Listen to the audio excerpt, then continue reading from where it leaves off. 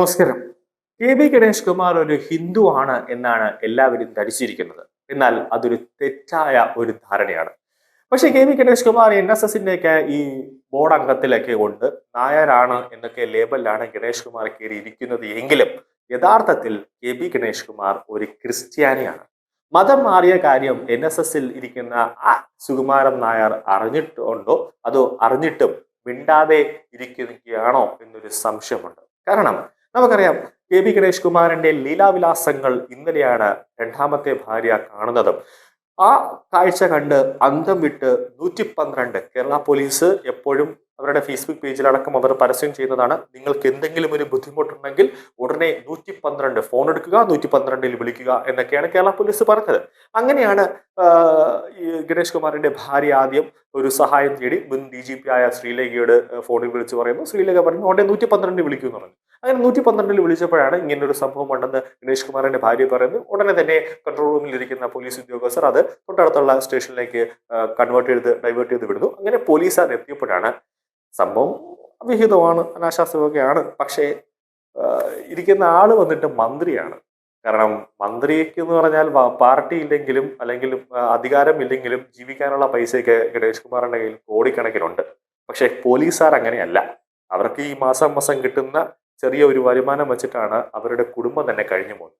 ഇനി മന്ത്രിയെ അറസ്റ്റ് ചെയ്തെന്ന് പറഞ്ഞുകൊണ്ട് ഇനി DGPയോ വലിയ ആസാമിൽ നിന്നോ ബീഹാറിൽ നിന്നൊക്കെ ഇങ്ങോട്ടേക്ക് കെട്ടിയെടുത്ത് വന്ന കുറെ IPS ഓഫീസറുണ്ട്.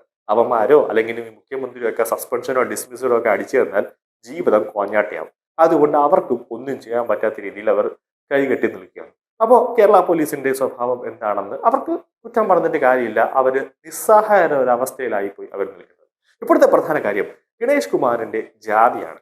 ക്രിസ്ത്യാനിയായിട്ട് എന്തിനാണ് ഗണേഷ് കുമാർ കയറി NSSൽ ഇരിക്കുന്നത് എന്നൊരു സംശയമാണ് എല്ലാവരും ഇന്നലെ മുതൽ തന്നെ ഉയർത്തിയത്. പക്ഷേ നമുക്കറിയാം NSSന്റെ ജനറൽ സെക്രട്ടറി ആയിട്ടിരിക്കുന്നത് സുകുമാരൻ നായരാണ്. ഒരു പ്രയോജനവുമില്ലാത്ത ഒരു വേട്ടാവളിയനാണ് സുകുമാരൻ നായർ എന്നത് നമുക്ക് യാതൊരു സംശയവുമില്ല. അപ്പം സ്വാഭാവികമായിട്ടും ഇങ്ങനത്തെ പോലുള്ള കുറെ പുഴുകുത്തുകളൊക്കെ NSSന്റെ തലപ്പത്ത് വന്ന് ഇരിക്കും എന്ന കാര്യത്തിലും ഒരു സംശയവുമില്ല. അതായത് ആദ്യ ഭാര്യയുടെ പരാതിന്മേൽ മന്ത്രിസ്ഥാനം തെറിച്ച ഗണേഷ് കുമാറിനെതിരെ മറ്റൊരു തിരഞ്ഞെടുപ്പ് പടിവാതിൽക്കൽ എത്തി നിൽക്കുന്ന വേളയിലാണ് രണ്ടാം ഭാര്യയായ ബിന്ദു മേനോൻ സമാനമായ ഒരു ആരോപണം ഉന്നയിച്ചത്. എന്നാൽ ഇവർ കേസിന് പോകാതെ എന്തിനാണ് ഇങ്ങനെ കാണിക്കുന്നതെന്ന് എല്ലാവരും ചോദിച്ചു. അതിന്റെ മറുപടിയായി രംഗത്തെത്തിയിരിക്കുകയാണ് ബിന്ദു ഇപ്പോൾ.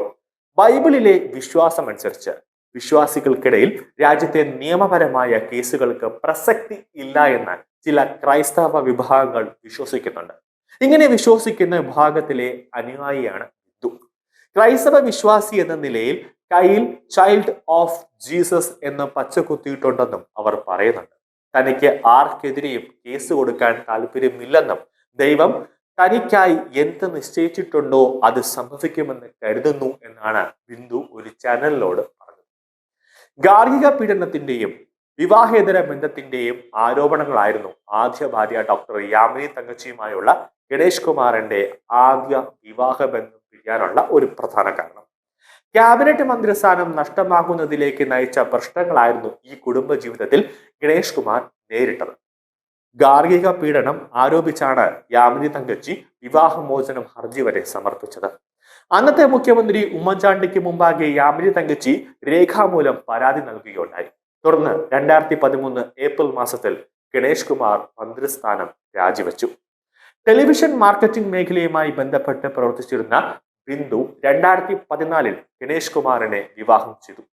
ദുബായ് കേന്ദ്രീകരിച്ചായിരുന്നു ഔദ്യോഗിക ജീവിതം. ഇരുവരുടെയും പുനർവിവാഹമായിരുന്നു നടന്നത്. ഇരുവർക്കും മുൻ വിവാഹത്തിൽ മക്കളുണ്ട്. എന്നിട്ടാണ് ഗണേഷ് കുമാർ ഇങ്ങനത്തെ ഒരു വൃത്തികെട്ട പരിപാടി കാണിച്ചത്. എങ്കിൽ സ്വാഭാവികമായി ബിന്ദു മേനോൻ ഒരു പരാതിയുമായി, അതായത് ഔദ്യോഗികമായി രേഖാമൂലം ഒരു പരാതി മുഖ്യമന്ത്രിക്കോ DGPക്കോ കമ്മീഷണർക്കോ അല്ലെങ്കിൽ തൊട്ടടുത്തുള്ള പോലീസ് സ്റ്റേഷനിലോ കൊടുത്തിരുന്നുവെങ്കിൽ അത് വരുന്ന തലമുറയ്ക്കും അല്ലെങ്കിൽ അതൊരു സ്ത്രീ എന്ന നിലയിൽ അതൊരു ചരിത്രമായി മാറുമായി. ഇവിടെ ഭർത്താവ് ഭീഷണിപ്പെടുത്തി കാണും, അല്ലെങ്കിൽ ഭർത്താവ് എന്തെങ്കിലും പറഞ്ഞ് ബിന്ദു മേനോനെ ബ്ലാക്ക്മെയിൽ ചെയ്ത് കാണും. കാരണം ഗണേഷ് കുമാർ എന്ന് പറഞ്ഞാൽ നമുക്കറിയാവുന്നതാണ്. അങ്ങനെ പലതരത്തിലുള്ള സംഭവങ്ങൾ ഇതിന്റെ പിന്നാമ്പുറത്ത് നടന്നിട്ടുണ്ടാകാനുള്ള സാധ്യത തള്ളിക്കളയാനാകില്ല. അതുകൊണ്ടായിരിക്കണം ബിന്ദു മേനോന് ഒരു പരാതിയും ഒന്നുമില്ല എന്നൊക്കെ പറഞ്ഞ് രംഗത്ത് വന്നത്.